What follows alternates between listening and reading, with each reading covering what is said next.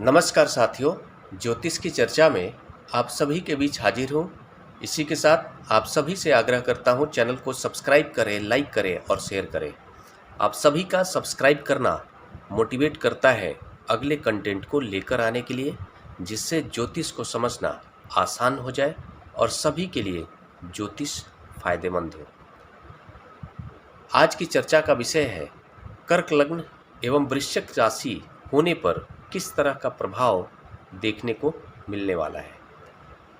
कोई अगर जातक कर्क लग्न का है और उसकी राशि वृश्चिक राशि है तो उसका व्यक्तित्व, उसकी मानसिक स्थिति किस तरह की रहने वाली है, या फिर इस कॉम्बिनेशन का प्रभाव उसके जीवन पर किस तरह से प्रभावित करने वाला है, इसको हम लोग जानने का प्रयास करेंगे। आप सभी के सामने ये कर्क लग्न है और वृश्चिक राशि है। कर्क लग्न है मतलब पहले भाव के अंदर 4 नंबर लिखा हुआ है, इसलिए जातक का लग्न कर्क हो गया। और पंचम भाव में चंद्रमा विराजमान है, जहां पर 8 नंबर लिखा हुआ है। 8 नंबर राशि वृश्चिक राशि होती है, इसलिए जातक की राशि वृश्चिक हो गई।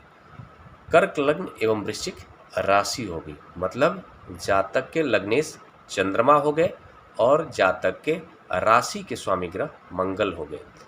जातक के मन के ऊपर मंगल का प्रभाव रहने वाला है और जातक के व्यक्तित्व के निर्माण में चंद्रमा अपनी अहम भूमिका निभाने वाले हैं। कर्क लग्न का जातक है तो जातक बहुत ही भावुक प्रवृत्ति का होगा, अति संवेदनशील होगा, इमोशनल होगा, माता से प्रेम रखने वाला होगा, अपने जन्मभूमि से प्रेम रखने वाला होगा। चाहे किसी भी परिस्थिति के कारण उसको भले ही अपना जन्मभूमि छोड़कर जीविकोपार्जन हेतु कहीं भी रहना पड़े, लेकिन उसका मन हमेशा ही ललायित रहेगा अपने जन्मभूमि के प्रति। एक सॉफ्ट कॉर्नर उसके दिमाग में अपने जन्मभूमि के प्रति जरूर रहने वाला है, विशेष रहने वाला है, ऐसा आप कह सकते हैं। इस लग्न चार्ट के अकॉर्डिंग चंद्रमा का प्रभाव रहेगा व्यक्तित्व पर, तो जातक आकर्षक व्यक्तित्व का व्यक्ति होगा। उसके व्यक्तित्व में एक विशेष आकर्षण देखने को मिलने वाला है, मधुर स्वभाव का जातक होगा और साथ में थोड़ा सामान्य हेल्दी इंसान होगा।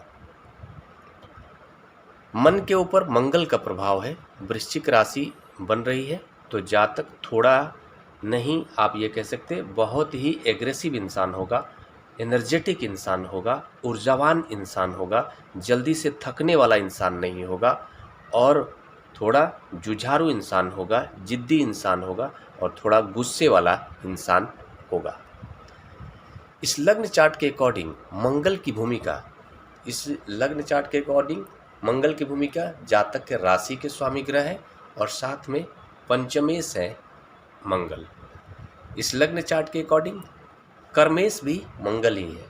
कर्म भाव के अंदर 1 नंबर लिखा हुआ है, मेष राशि बनती है जिसके स्वामी ग्रह मंगल हो गए, तो इस लग्न चार्ट में मंगल की भूमिका कर्म भाव के स्वामी ग्रह के रूप में है, साथ में पंचम भाव के स्वामी ग्रह के रूप में है।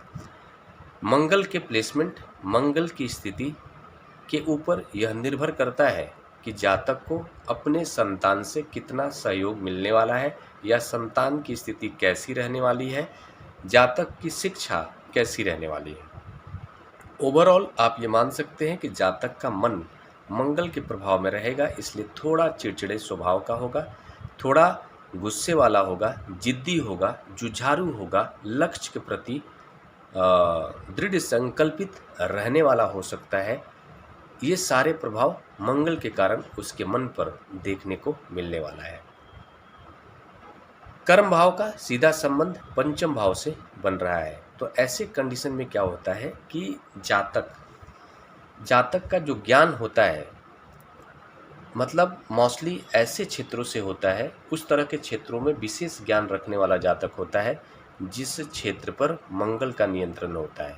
मंगल का नियंत्रण युद्ध के क्षेत्र पर होता है, मंगल का नियंत्रण डिफेंस के क्षेत्र पर होता है, तो इन क्षेत्रों के बारे में जातक को विशेष तरीके का ज्ञान प्राप्त हो जाता है और इसी तरह के क्षेत्रों से जुड़ करके वो व्यापार भी करता है, अपने जीविकोपार्जन हेतु इसी तरह के प्रोफेशन को अपनाता है जहाँ पर मंगल के क्षेत्र का इन्वॉल्वमेंट होता है। उसके मन पर विशेष मंगल का प्रभाव होता है, इसलिए डिफेंस के प्रति भी उसके मन में आकर्षण देखने को मिलता है। ऐसा जातक बहुत सारे मामलों में डिफेंस में कार्य करने वाले पाए जाते हैं। डिफेंस से जुड़ा हुआ कोई कार्य करते हैं, कोई डिफेंस में सोल्जर हो सकता है और या फिर कोई अधिकारी भी हो सकता है। युद्ध के क्षेत्र पर विशेष पकड़ इनकी होती है।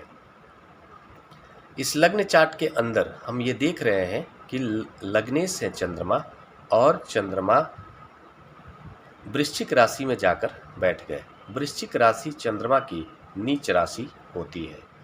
चंद्रमा वृषभ राशि में उच्च के होते हैं और वृश्चिक राशि में नीच के हो जाते हैं। इसका मतलब जातक का व्यक्तित्व कमज़ोर हो गया। ये कॉम्बिनेशन थोड़ा सा निगेटिव कॉम्बिनेशन के रूप में इस तरीके से मान सकते हैं कि जातक का लग्नेश ही कमज़ोर हो गया। पंचम भाव का संबंध लग्न भाव से बन रहा है। इसके अकॉर्डिंग देखा जाए तो ये एक अच्छा कॉम्बिनेशन तो हो सकता है लग्न के घरों के संबंध को लेकर के, लेकिन जो ग्रहों का जो संबंध बन रहा है, जिस राशि में जाकर ग्रह प्लेस्ड हैं लग्नेश, उसके अकॉर्डिंग चंद्रमा कमज़ोर हो गया, मतलब लग्नेश कमज़ोर हो गया।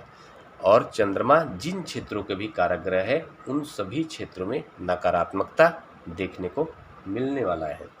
जैसे कर्क लग्न का अगर जातक होता है तो बहुत ही भावुक होता है, अति संवेदनशील होता है, इमोशनल होता है, माता से अटूट प्रेम करने वाला होता है, जन्मभूमि से भी विशेष लगाव रखने वाला होता है। लेकिन इन सभी क्षेत्रों में जो लग्नेश चंद्रमा के होने के कारण प्रभाव जातक के व्यक्तित्व में होने वाला है, उन सभी क्षेत्रों में कमी आने वाली है। जातक को माता का सुख प्राप्त होने की स्थिति नहीं बन पाती है, माता का स्वास्थ्य ठीक नहीं रह पाता है और माता के स्वास्थ्य को लेकर जातक के मन की स्थिति भी कहीं ना कहीं थोड़ी व्याकुल रहती है। ऐसे कंडीशन में जातक इतना ज़्यादा चिड़चिड़ा हो जाता है, इतना ज़्यादा उसके अंदर नकारात्मक स्थिति बनती है कि वो कभी कभी अपने जन्मभूमि से दूर रहने के प्रति विशेष आकर्षित होने लगता है। इस लग्न चार्ट के अंदर ये जो प्रभाव बताए गए हैं, सामान्य प्रभाव बताया जा रहा है। इस प्रभाव में कमी भी हो सकती है, वो डिपेंड करता है कि बाकी सारे ग्रहों का किस तरह का प्लेसमेंट है। जैसे अगर कहीं से भी चंद्रमा के ऊपर गुरु की दृष्टि पड़ जाए तो बहुत ही अच्छी स्थिति बन सकती है। गुरु की दृष्टि से क्या होगा कि जातक के मन की जो नकारात्मक परिस्थितियाँ हैं उसमें बहुत हद तक कमी हो जाएगी या जीरो हो जाएगी और माता के स्वास्थ्य पर जो प्रतिकूल प्रभाव पड़ने वाला है वो ना के बराबर हो जाएगा। मतलब एक अच्छे कॉम्बिनेशन के रूप में इसको उभारने में गुरु की भूमिका अहम हो जाएगी। नहीं तो जातक का जो मन होता है थोड़ा आसान और थोड़ा सा व्याकुल स्थिति में जरूर रहता है। इस पॉइंट ऑफ व्यू से माता के स्वास्थ्य पर प्रतिकूल प्रभाव देखने को मिलता है। ये जो प्रभाव है सामान्य प्रभाव है। कर्क लग्न हो, वृश्चिक राशि हो तो किस तरह का प्रभाव देखने को मिलेगा, बाकी सारे कंप्लीट ग्रहों का प्लेसमेंट के बाद ही एग्जैक्ट प्रभाव पता चल पाता है। तब तक के लिए नमस्कार। अगले विषय पर चर्चा के लिए मिलते हैं। नमस्कार।